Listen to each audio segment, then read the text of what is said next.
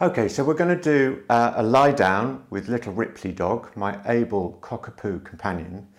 And we're going to start, remember what we said during the session about leaving cue words until later in the training process. And that's because dogs tend to respond better to visual signals than they do to audible signals.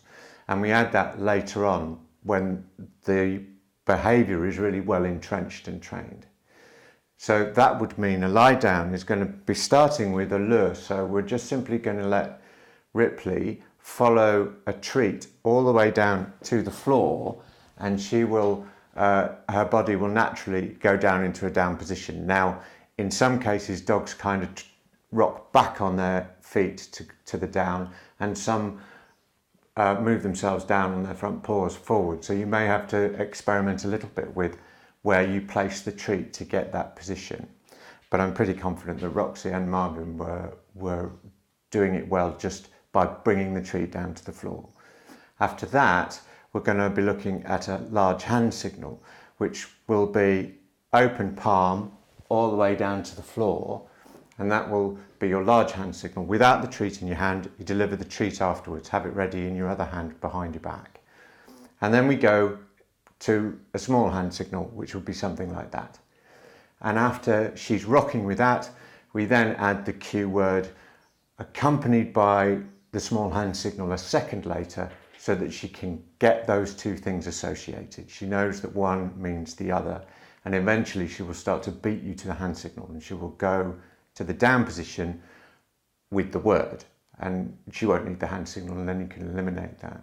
Now we work in sets of 5, so anything from any 4 or 5 out of 5, you go to the next degree of difficulty. Anything 3 out of 5, you would stay with the degree of difficulty you've got, so that you give them a bit more practice. Anything under 3 out of 5, then you would rock back to the previous degree of difficulty. Now, what you want to bear in mind is that a fail, you'll notice when I'm training Ripley, she's got something that we call infinite latency, which means she sits there and processes it for a while. So a fail is only if she absolutely doesn't go after several seconds of waiting. You never repeat the cue. Or a fail is if she breaks the setup position, so the sit in this case it's going to be, and goes off and does something else. So if she's engaged, she's processing it, you wait and you see if she goes for it over time.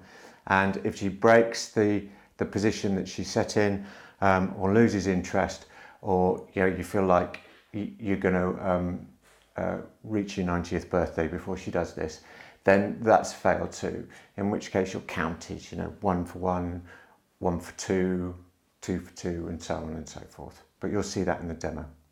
Ready? So, we're going to start with the lure. We're just going to take the treat down to the floor, and if she lays down, she should find this fairly easy. Good girl. Little sets of 5. Good girl. 3 for 3. This is always the easy bit. 4 for 4. 5 for 5. Good girl. Now we're going to go for a big hand signal, which is all the way down to the floor but without the treat. Good girl. That's 1 for 1. 2 for 2. Good girl. 3 for 3. Note how quickly I'm working here. I want to get as many reps in here so she's getting regular treats. That's 5 for 5. Good girl. Good girl. Come on in. Good girl. Slightly smaller hand signal, or what we might call a large hand signal, given that the one before replicated the lure really. So we'll go down. Good girl. That's 1 for 1. Now if she stays in the sit and takes some time to process that signal, I'm going to wait in that position. Good girl. 3 for 3. Working quickly here. Come on in, sweetie. Come on. Come on. Good girl. Get her back in the shot. Good girl. 4 for 4. Good girl. 5 for 5. So she's got a clean sweep so far. And now we're going to go to a small hand signal. Now in the event that she fails one and she gets to say 3 for 5, we're going to stick with the same degree of difficulty. And if she gets below 3, then we go back to the last attempt. Anything above 3 out of 5, we go to another degree of difficulty. Good girl. Good girl. Good girl. 2 for 2.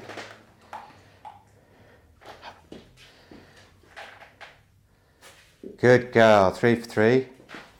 She's doing well here, probably because we had to restart the recording, and so she's had a bit of practice. Good girl. 4. Hup. 5 for 5. Excellent. Now, what we're going to do is we're going to get a verbal cue going with this. And if you remember from our session together, the way that we did that was we would pair up the cue word with the small hand signal coming a second after, so that at some point she's going to work out that one always means the other, and she'll beat you to it. Come on, good girl. Hey, that's it. Good girl. Right, so now we're going to go lie down.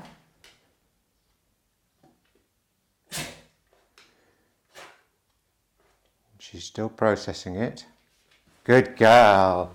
That's it. Come on in. Lie down. Good girl. Come on in. Good girl. Lie down.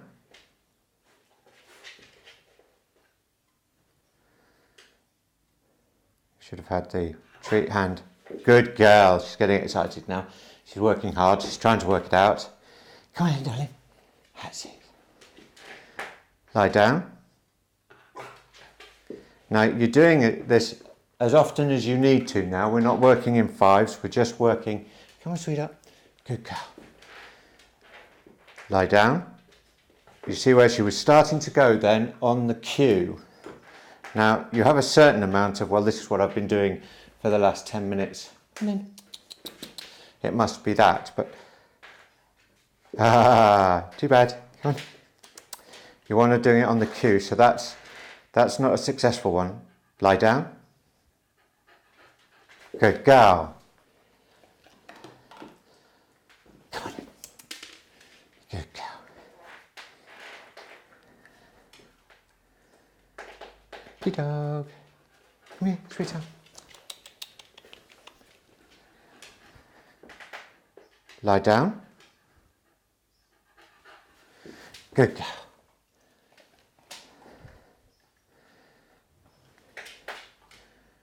Lie down. Too bad.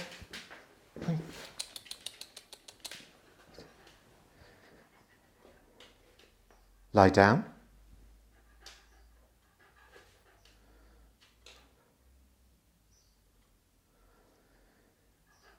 We're going to give her that, good girl, give her that processing time. Come on in. Ripley dog, Ripley dog. Lie down. Good. Always the same space between the cue and the small hand signal. Good girl. Up you come. Good girl. Lie down. Good. Get her back in shot. Good girl, sit. Good girl, sit. Good. Lie down. Good. Now it could be that you need to do 20 or 30 of these. It could be that you'll need to call it a day and come back to it tomorrow. Come on, darling. Good girl. sit. But at some point, Ripley dog, sit. Lie down. And she was just twitching to go then. And so she is gonna jump it, what we call jump the prompt, which is beat me to it. Here you go. Before I get the hand signal in. Sit. Lie down. Yeah, there you go. Good girl. Come on, Lynn. And then you want to just practice those. But if she doesn't go the next time, I'm still going to put the hand signal in. Up you go. Sit.